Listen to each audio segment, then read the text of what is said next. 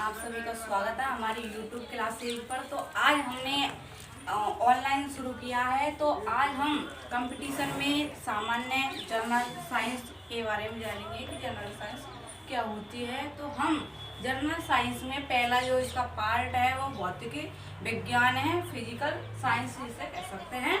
तो भौतिक विज्ञान में हम सर्वप्रथम ये जानेंगे कि भौतिक विज्ञान क्या होती है। तो भौतिक विज्ञान जिसके अंतर्गत भौतिक विज्ञान वह शाखा होती है विज्ञान की जिसके अंतर्गत हम द्रव तथा ऊर्जा और उसकी जो परस्पर क्रिया होती है उनका हम अध्ययन करते हैं। तो भौतिक विज्ञान की वह शाखा जिसके अंतर्गत हम द्रव तथा ऊर्जा और उसकी परस्पर क्रियाओं का अध्ययन करते हैं भौतिक विज्ञान कहलाती है।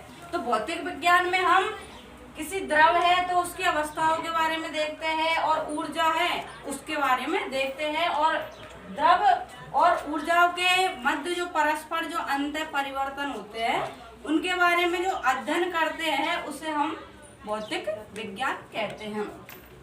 भौतिक विज्ञान है, भौतिकी एक ग्रीक भाषा का शब्द होता है जिसका अर्थ होता है प्रकृति। प्रकृति में हम जो भी हम अध्ययन करते हैं प्राकृतिक चीज वो हमारा क्या कहलाता है, भौतिकी कहलाता है। और भौतिकी का अर्थ होता है प्रकृति। प्रकृति में घटने वाली घटना भौतिकी कहलाती है। भौतिकी वह विज्ञान है जिसमें ताप, ध्वनि, विद्युत आदि पदार्थों का वैज्ञानिक अध्ययन किया जाता है जिसे हम भौतिकी विज्ञान कहते हैं। इसके बाद हम देखते हैं कि भौतिक राशियां होती है उनको मापने की इकाई होती है। तो भौतिक राशियों को मापने की दो इकाई होती है। इसमें क्या होता है, एक अदिश राशि होती है और दूसरी होती है सदिश राशि। इसमें हम देखते हैं कि अदिश राशि और सदिश राशियों में डिफरेंट क्या है, इनकी परिभाषा क्या होती है। तो अदिश राशि को हम स्केलर क्वांटिटीज कहते हैं जबकि जो हमारी ये सदिश राशि होती है उसको वेक्टर क्वांटिटी कहते हैं। तो अदिश राशियां क्या होती है और सदिश राशियां क्या होती है। तो अदिश राशियां वे राशियां होती है जिनमें हम परिमाण की तो आवश्यकता होती है लेकिन हमें दिशा की आवश्यकता नहीं होती है। तो अदिश राशियां जिन भौतिक राशियों के निरूपण के लिए केवल परिमाण की आवश्यकता होती है जबकि दिशा की हमें आवश्यकता नहीं होती है वो हमारी क्या कहलाती है, अदिश राशियां कहलाती है। अदिश यहाँ पर हमें इसके नाम से ही पता चल रहा है कि अदिश जिसमें दिशा नहीं हो वह अदिश राशियां कहलाती है।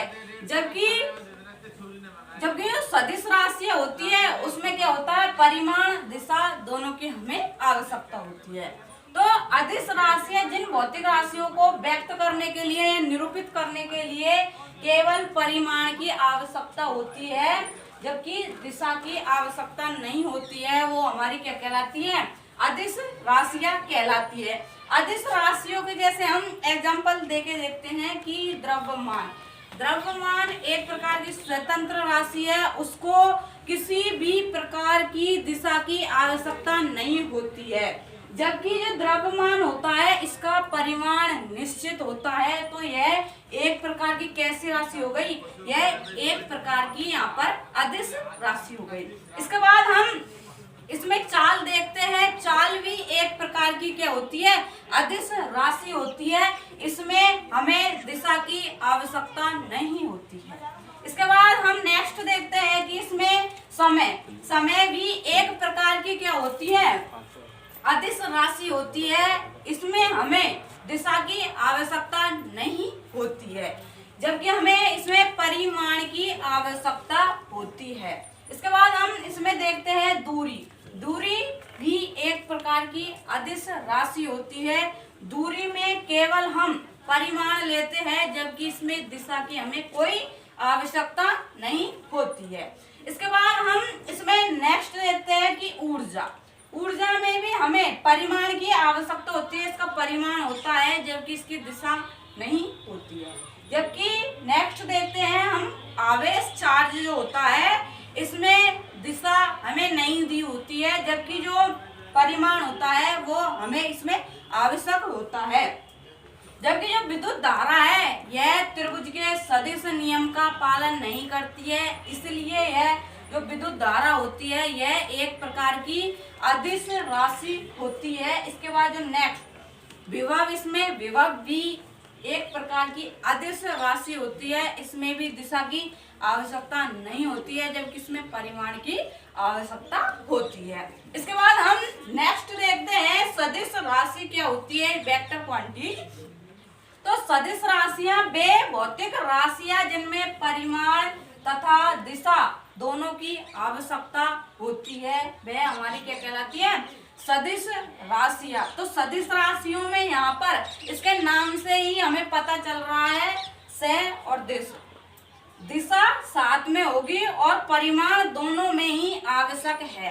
तो सदिश राशियों में जिनमें क्या होगा, आपका परिमाण और दिशा दोनों क्या होगी, हमें साथ में होगी, तो वह हमारी क्या कहलाती है, सदिश राशि कहलाती है। जैसे हम सदिश राशियों के एग्जाम्पल से देखते हैं कि ये सदिश राशि कैसे है। तो हम इसके एग्जाम्पल में पहले देखते हैं बल।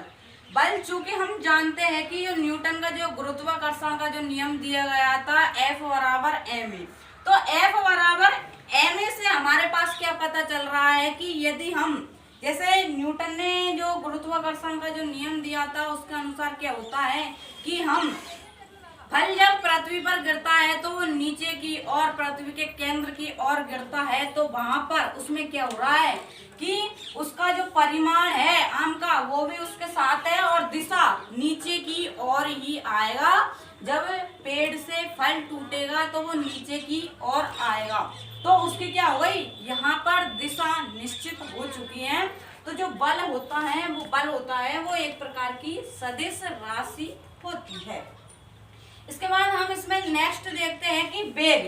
वेग क्या होता है, तो वेग क्या होता है, विस्थापन में जो समय के साथ जो परिवर्तन होता है वो वेग कहलाता है। तो वेग में क्या हो रहा है कि हम एक्स अक्ष की ओर जा रहे हैं, वाई अक्ष की ओर जा रहे हैं, तो इसमें क्या होता है, वेग में यहाँ पर दिशा भी दी हुई है और इसका परिमाण भी दिया हुआ है, तो इसमें दोनों ही चीज निश्चित हो चुकी है, इसलिए यह जो वेग है यह एक प्रकार की हमारे पास क्या हो चुकी है, सदिश राशि हो चुकी है। इसके बाद इसमें हम नेक्स्ट देखते हैं कि त्वरण। त्वरण क्या होता है कि जो वेग में समय के साथ जो परिवर्तन की दर होती है वो त्वरण कहलाती है।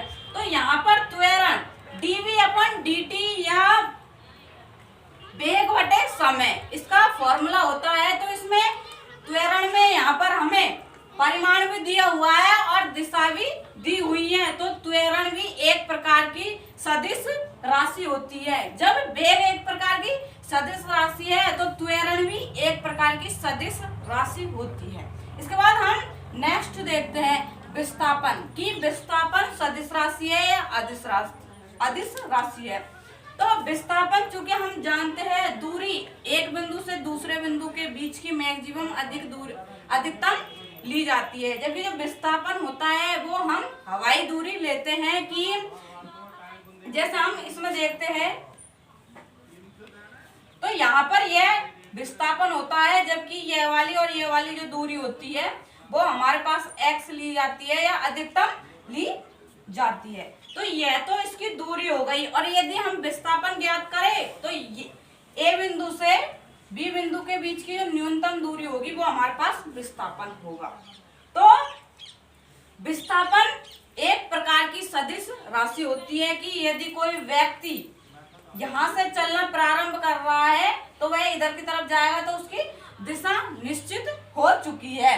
तो यहाँ पर जो विस्थापन है वो क्या होते हैं हमारे पास विस्थापन एक प्रकार की सदिश राशि होती है। इसके बाद हम नेक्स्ट देखते हैं भार। भार भी एक प्रकार की सदिश राशि होती है। जैसे हमने कोई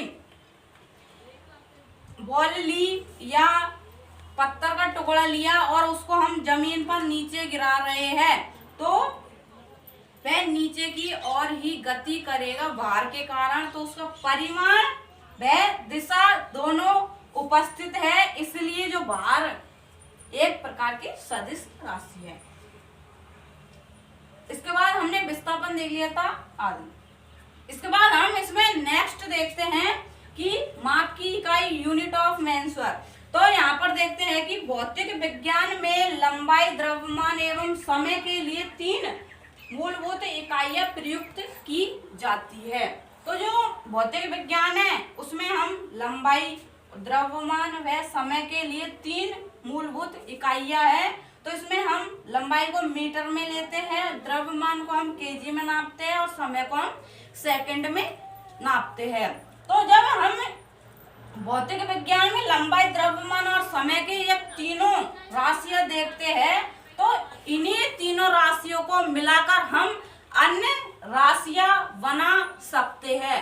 तो भौतिक विज्ञान में लंबाई, द्रव्यमान व समय 3 क्या होती है? मूल भौतिक इकाइयां होती है। इन्हीं इकाइयों का उपयोग करके हम अन्य इकाई बना सकते हैं। तो इसके बाद देखते हैं कि अन्य इकाइयां इन तीनों से संबंधित होती है। तो जैसे हम देखते हैं कि इसमें जैसे हमने एरिया, क्षेत्रफल लिया, तो क्षेत्रफल लिया तो उसमें क्या लेंगे हम? लंबाई इंटू चौड़ाई। तो लंबाई इंटू चौड़ाई तो उसमें लेते हैं, तो लंबाई मीटर में मापते हैं तो चौड़ाई भी हम मीटर में मापेंगे और ऊंचाई भी हम मीटर में मापेंगे।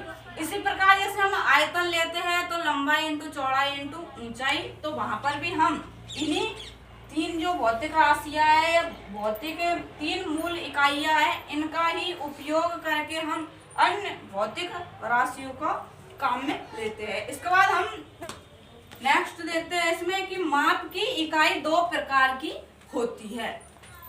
एक होती है इसमें मूल इकाई, दूसरी होती है इसमें व्युत्पन्न इकाई। तो मूल इकाई और व्युत्पन्न इकाई, जो मूल इकाई होती है यह एक प्रकार की स्वतंत्र होती है। इस पर अन्य कोई जो इकाइयां होती है वो डिपेंडेंट नहीं होती है, जबकि जो व्युत्पन्न जो इकाई होती है वो अन्य इकाइयों पर डिपेंडेंट होती है या आश्रित होती है। तो जो मूल इकाई है उसमें हम देखते हैं कि जैसे लंबाई ले रहे हैं हम, द्रव्यमान ले रहे हैं और समय ले रहे हैं, तो एक प्रकार की क्या हो गई? हमारे पास स्वतंत्र राशियां हो गई। तो जो मूल इकाइयां है वो हमारे पास एक प्रकार की क्या हो गई? स्वतंत्र इकाई हो गई, क्योंकि हम जैसे इसमें ले रहे हैं लंबाई, चौड़ाई और ऊंचाई ले रहे हैं। तो ये लंबाई, चौड़ाई, ऊंचाई किसी और राशियों पर डिपेंडेंट नहीं होती है, जबकि जो वेग, त्वरण और हम बल आदि लेते हैं तो उसमें क्या होता है? यह अन्य राशियों पर या अन्य इकाइयों पर डिपेंडेंट आश्रित होती है। जैसे वेग में हम लेते हैं कि हम dx/dt या विस्थापन बटे समय, तो उसमें क्या हो रहा है कि विस्थापन टाइम के साथ डिपेंडेंट आश्रित होता है। तो जो आश्रित वाली इकाई है या 2 इकाइयों से जो मिलकर बनी होती है वो हमारे पास व्युत्पन्न इकाइयां होती है। व्युत्पन्न इकाई एक दूसरे पर आश्रित होती है। आज के लिए हम जो हमारा भौतिक विज्ञान है, भौतिक राशियों वाला जो टॉपिक है, आज के बारे में हम इतना ही जानेंगे। थैंक यू, धन्यवाद। यदि आप सभी को हमारी आज की जो क्लास है पसंद आई हो तो इसको प्लीज लाइक करें, हमारे चैनल को सब्सक्राइब करें और इसी टॉपिक से रिलेटेड अगली क्लासों के लिए आप सभी बेल आइकन बटन को दबाना न भूलें, ताकि आप सभी को हमारी आने वाली जानकारी के बारे में पता चल जाए। थैंक यू, धन्यवाद।